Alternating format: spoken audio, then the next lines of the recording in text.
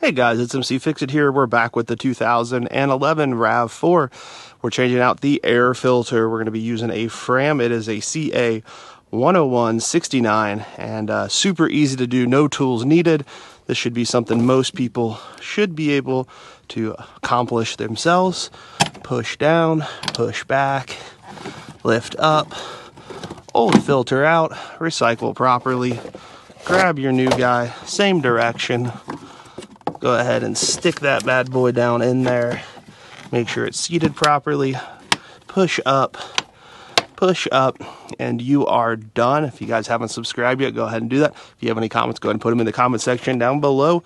You can get the Fram or many other different filters. Just make sure it's the right size for your vehicle. This should work for all of the Rav4s in this generation.